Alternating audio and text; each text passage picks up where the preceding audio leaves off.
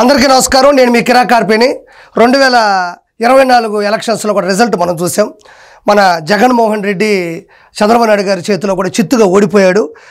జగన్మోహన్ రెడ్డికి 11 సీట్లు 11 సీట్లు కూడా ప్రజలు ఇవ్వడం జరిగింది. ఎందుకు ఇచ్చారు అంటే అప్పుడు ఆయన చేసిన దౌర్జన్యాలు, అక్రమాలు, అవినీతులు కూడా హై రేంజ్లో ఉండడం కూడా జరిగింది. అందులో భాగంగానే ప్రాముఖ్యంగా చెప్పాలంటే 11 సీట్లు వచ్చినాయి. అంటే 11 మంది ఎమ్మెల్యేలు గెలిచారు. వాళ్ళ స్థానం ఎక్కడుంటుందంటే ఆ కాన్స్టిట్యున్సీలో ఉంటుంది, దాంతోపాటు అసెంబ్లీలో కూడా ఉంటుంది. ఆ 11 స్థానాలు ఏంటి అంటే పులివెందుల, రాజంపేట, బద్వేలు, పొంగనూరు, తంబాలపల్లి, దర్శి, ఆలూరు, మంత్రాలయం, ఎర్రగొండపాలెం, పాడేరు, అరకు 11 సీట్లకి వాళ్ళు పరిమితం అయ్యారు. ఈ 11 సీట్లు అంటే జగన్మోహన్ రెడ్డితో కలిపినటువంటి 10 సీట్లు కూడా 11 మంది కూడా వాళ్ళు అసెంబ్లీకి రావాలి.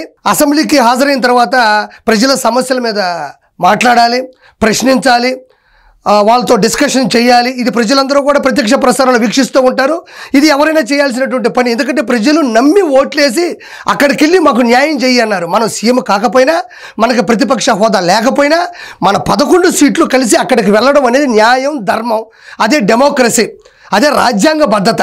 అవన్నీ పక్కన పెట్టేసి అక్కడికి వెళ్తే ఏం మాట్లాడతారో, వాళ్ళకి 164 సీట్లు ఉన్నాయి కదా, ఇంతకుముందు మనం దారుణంగా విమర్శించినాము, దారుణంగా వాళ్ళని తిట్టినాము, ఇప్పుడు వెళితే మనం తట్టుకోగలమా?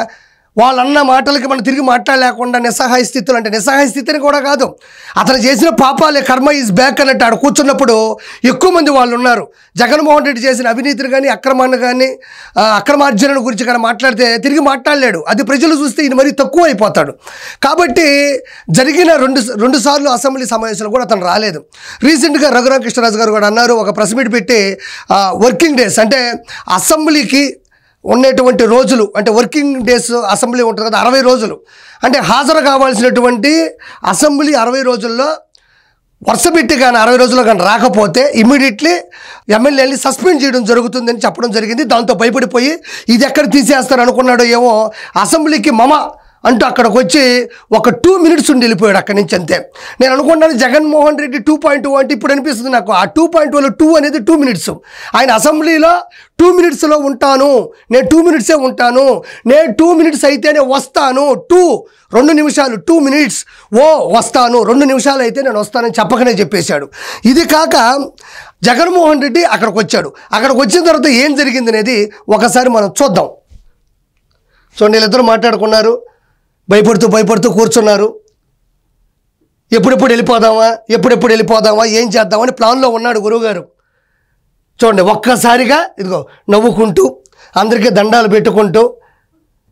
ఇక్కడ మనం ఒకటి ఆలోచించాలి. గవర్నర్ గారు ప్రసంగిస్తూ ఉన్నారు, ఎలాంటి పెట్టుబడులు తీసుకొస్తున్నారు, ఎలాంటి పరిశ్రమలు వస్తున్నాయని అన్నాడో లేదో ఆ మాట. అంటే ఇప్పుడు గాయత్రి మంత్రం ఉంది, లేదా హనుమాన్ చాలీసా ఉంది, అవి ఇంటే దెయ్యాలు నిలబడతాయా?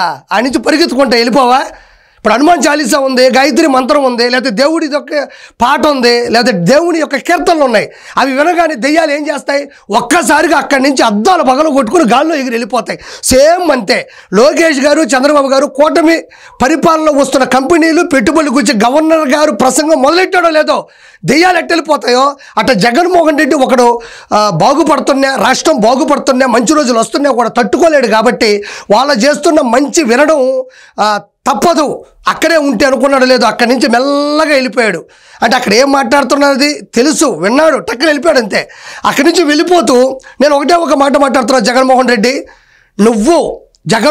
అనే నువ్వు 100% అసెంబ్లీకి రావాలి. నువ్వు పులివెందుల నుంచి గెలిచావు, నీతో పాటు 10 మంది గెలిచారు. మీరు గెలిచినప్పుడు అసెంబ్లీకి వచ్చి మాట్లాడడం, ప్రశ్నించడం, ప్రజల సమస్యల మీద పోరాటం చేయడం అనేది చట్టసభ, శాసనసభలో చేయాల్సిన నీతి, నిజాయితీ. రాక వచ్చావు కొత్త పెలుకులు లెక్క. వచ్చినప్పుడు ఆడ కూర్చొని సమస్యలు ఏముండాయి అనేది నువ్వు మాట్లాడాలా. ఏం చేసావు? వాళ్ళు మాట్లాడుతున్నా అక్కడి నుంచి చెప్పా పెట్టకుండా అటు పోతా ఉన్నావు అంతే. నేను ఒకటే కొన్ని చేస్తాను, నిన్నెవరన్నా కొట్టారా, నిన్నెవరన్నా తిట్టారా? మీరు నిండు సభలో అప్పటి ప్రభుత్వం మీద ఉన్నప్పుడు ఎంత దారుణంగా ఆడవాళ్ళ గురించి ఎంత నీచంగా మాట్లాడినారో ఎవరు మర్చిపోవాలి ఈ రోజులకు కూడా. అదేవిధంగా మీ కుటుంబంలో ఉండే ఆడవాళ్ళ గురించి ఈరోజు జరిగిన సభలో ఒక్క మాట ఎవరైనా అన్నారా? అనలేదు కదా. మరి ఎందుకు వెళ్ళిపోతా ఉండవు నువ్వు? మళ్ళీ మధ్యలో పెద్దగా అరవడం, మాకు ప్రతిపక్ష హోదా కావాలి అని. ప్రతిపక్ష హోదా అంటే నీకు నేను చాక్లెట్టు, నువ్వు నాకు చాక్లెట్టు, కేకు, బిర్యానీ పెట్టుకోవడం కాదు, ఇచ్చి పుచ్చుకోవడం కాదు. అప్పు తెచ్చుకోవడం కాదు ప్రతిపక్ష హోదా అంటే. జనాలకి మంచి చేసి సీట్లు ఎక్కువ తెచ్చుకుంటే అప్పుడు మనకి డెమోక్రసీ నుంచి, రాజ్యాంగం నుంచి మనకు వస్తుంది. నీకు ప్రతిపక్ష హోదా అంటే కూడా తెలియకపోతే ఎవరేం చేయాలి నీకు? ప్రతిపక్ష హోదా అంటే 175 సీట్లు ఉన్నాయి. 175/10 = 17.5 అంటే ఈక్వల్ టు 18 అంటే 18 సీట్లు ఉంటే నీకు ప్రతిపక్ష హోదా ఉంటుంది. నీకు ఆంధ్రాలో కాదు ప్రతిపక్ష హోదా, తెలంగాణలో కూడా లేదు. తెలంగాణలో 119 అంటే 119 ఈక్వల్ టు 11.9 అంటే 119/10 = 11.9 దట్ ఈక్వల్ టు 12. నువ్వు అలా ఎత్తుకున్న అతి తక్కువ సీట్లు అంటే ఆంధ్రాతో పోలిస్తే తక్కువ కాన్స్టిట్యున్సీ సీట్లు ఉండే తెలంగాణలో కూడా నీకు అపోజిషన్ లేదు. నీతో ఎక్కడ యాగాల? ఈడకు వచ్చి కూర్చున్నావు, ప్రశ్నించాలి కదా, ఎదురు తిరగాలి కదా. అంటే ఏదో ఈ మధ్యకాలంలో ఎవరన్నా చనిపోతే చాలు టక్కన ఫోన్ వస్తుంది. జగనన్నా చనిపోయారంటే వచ్చి నవ్వుతూ, ఎలా అయితే వాళ్ళని చెక్కటి చిరునవ్వుతో ఇలా చూస్తూ వాళ్ళని దాన్ని ప్లస్ చేసుకోవాలనుకుంటావో అట్టెళ్ళి ఒక 2 నిమిషాలు. రెండోది, ఎవరు పెళ్ళున్నా చాలు పిలిచి పిలవకుండా అట్టయితే వెళ్ళిపోతావు చూడడానికి. నీకు అసెంబ్లీ కూడా వాటితో సమానం అయిపోయింది. అసెంబ్లీ అంటే మనం కూర్చోవాలా? మనం ఎమ్మెల్యేమి, మనకు సీఎం ఉండాలా, ప్రతిపక్ష హోదా ఉండాలా, ఎమ్మెల్యే అనేది మనకు వద్దు. కాబట్టి ఎప్పటికైనా నేర్చుకో, ఓర్చుకో. ప్రజలు నిన్ను పులివిందు నుంచి గెలిపించారు. దాంతోపాటు 10 మంది, మీకు ఒక క్రికెట్ టీం ఉంది. మీరు 100% అసెంబ్లీకి వెళ్ళి ప్రశ్నల మీద క్రికెట్ ఆడాలా, 6లు కొట్టాలా, 4లు కొట్టాలా, డక్అవుట్ అవ్వకూడదు. ఇది నువ్వు నిజాయితీగా నేర్చుకో. నిన్ను నమ్మిన జనాలకి నువ్వేం చేస్తావు? ఇప్పుడు జనాలు ఏమనుకోవాలంటే, జగన్మోహన్ రెడ్డి లోపలికి వెళ్ళాడు, ఎవరో ఏదో అనేశారు, అది తట్టుకోలేక వెళ్ళిపోయాడు, మా జగనన్న మంచోడు, మా జగనన్న హింసించారు అంటున్నారు.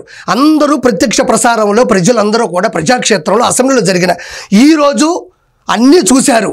నిన్ను ఎవరు ఏమన్నా గవర్నర్ గారు జరగబోతున్న మంచిని, రాబోతున్న మంచి రోజుల గురించి చెప్తే నీకు చెడైపోయి దెయ్యం వెళ్ళిపోయినట్టు వెళ్ళిపోయినావు. కాబట్టి జగన్మోహన్ రెడ్డి ఎక్కడైనా నేర్చుకో, ఓర్చుకో. ప్రజలు నిన్ను గెలిపించారు, ప్రజలు నువ్వు గెలిపించని నేను మనస్ఫూర్తిగా నిన్ను కోరుకుంటున్నా.